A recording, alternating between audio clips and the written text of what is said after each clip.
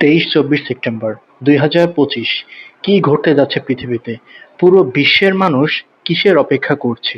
অনেকেই বলছেন 2025 সালের 23-24 সেপ্টেম্বর পৃথিবীতে র্যাপচার ঘটতে পারে।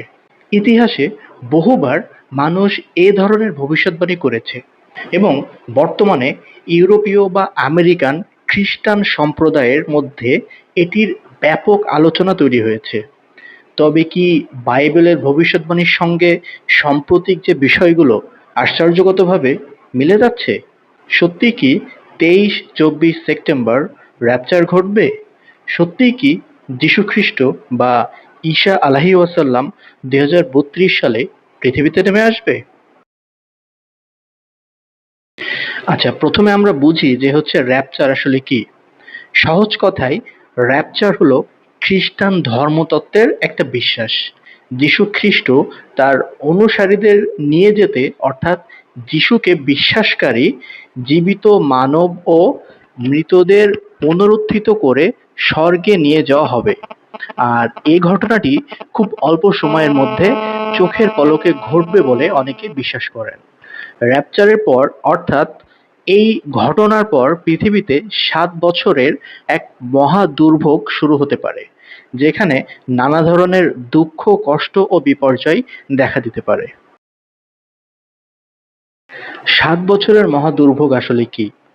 র্যাপচার এর ধারণায় 7 বছরের মহাক্লেশ বলতে, অর্থাৎ 7 বছরের মহা দুর্ভোগ বলতে একটি নির্দিষ্ট সময়ের শাস্তিকে বোঝানো হয়, যা পৃথিবীর উপর আসবে বলে বিশ্বাস করা হয়। এই 7 বছর দীর্ঘ একটি সময়কাল, যখন পৃথিবীতে চরম দুর্দশা, যুদ্ধ, দুর্ভিক্ষ এবং প্রাকৃতিক দুর্যোগ নেমে আসবে। এই সময়টাকে মূলত ওই 7 বছরটাকে গণ্য করা হয়। এই সময়টিকে ঈশ্বর পাপের বিচার এবং ইসরায়েল জাতিকে একত্রিত করার জন্য ব্যবহার করবেন বলে বিশ্বাস করা হয়।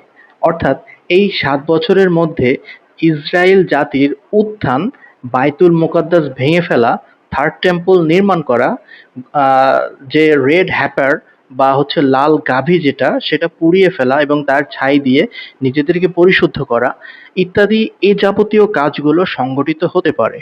এটা পুরোপুরিভাবে তাদের বিশ্বাস মতে।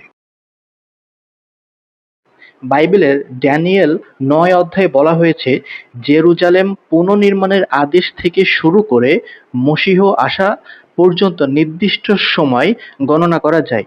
অর্থাৎ জেরুজালেমে ইহুদিদের উত্থান ও তৃতীয় মন্দির নির্মাণের পর থেকে দাজ্জালের আগমনের সময় গণনা করা যেতে পারে। গবেষকরা দেখেছেন, এই গণনা মিলে যায় যিশুর জেরুজালেমে প্রবেশ করার সঠিক তারিখের সঙ্গে। ড্যানিয়েলের আরেক ভবিষ্যদ্বাণীতে উল্লেখ আছে 7 বছরের একটি সময়কাল, যাকে মহাক্লেশ বলা হয়। আশ্চর্যের বিষয় হলো 2025 সালের 23 সেপ্টেম্বর জাতিসংঘে একটি 7 বছরের শান্তি চুক্তি স্বাক্ষরের সম্ভাবনা রয়েছে, যা ড্যানিয়েলের ভবিষ্যদ্বাণীর সঙ্গে মিলে যাওয়ার দাবি করা হচ্ছে। ওই দিনই ইহুদি উৎসব শিঙার উৎসব বা ইয়ম তেরুয়া শুরু হবে, যা বাইবেলের ভাষায় সেই দিন বলে পরিচিত করা হয়েছে। যদি ওই দিনে চুক্তি হয়, তাহলে তাদের গণনা অনুযায়ী 2550 দিন পরে, অর্থাৎ 15 সেপ্টেম্বর 2032 সালে এসে সময় শেষ হবে। আর 15 সেপ্টেম্বর 2032 হলো ইহুদিদের সবচেয়ে পবিত্র দিন ইয়ম কিপ্পুর, যা প্রায়শ্চিত্তের দিন হিসেবে পরিচিত। অনেকে বিশ্বাস করেন এই দিনই যিশু আবার পৃথিবীতে ফিরে আসবেন, অর্থাৎ এই পৃথিবীতে তার দ্বিতীয় আগমন সংঘটিত হবে। তাদের গণনা মতে আরও একটি আশ্চর্য মিল হলো, ইসরায়েল রাষ্ট্র প্রতিষ্ঠিত হয়েছিল 1948 সালে। 2032 সালে তাদের বয়স হবে 84 বছর। বাইবেলের যাকব যখন তার প্রিয় রাহেলকে বিয়ে করেছিলেন, তখন তার বয়সও ছিল 84 বছর। লুকের সুষমাচারে গসপেল অফ লুক ভাববাদী আন্না নামে একজন ধর্মপ্রাণ নারীর কথা বলা হয়েছে। তিনি প্রায় 84 বছর বয়সে যিশুকে প্রথম দেখেছিলেন। বাইবেলে বলা হয়েছে, তিনি বিধবা হওয়ার পর থেকে প্রায় 84 বছর ধরে মন্দির থেকে ঈশ্বরের সেবা করতেন। এভাবে বাইবেলের বিভিন্ন ঘটনার হিসাব করলে দেখা যায় আদম থেকে যিশু পর্যন্ত প্রায় ৪,০০০ বছর, আর যিশু থেকে এখন পর্যন্ত প্রায় ২,০০০ বছর, অর্থাৎ ৪ আর এখানে ২ মোট ৬,০০০ বছর। তারপরের ১,০০০ বছর হবে যিশুর রাজত্বকাল, যা সৃষ্টির ৭ দিনের সাথে মিলে যায় বলে অনেক খ্রিস্টান সম্প্রদায়ের মানুষ বিশ্বাস করছেন।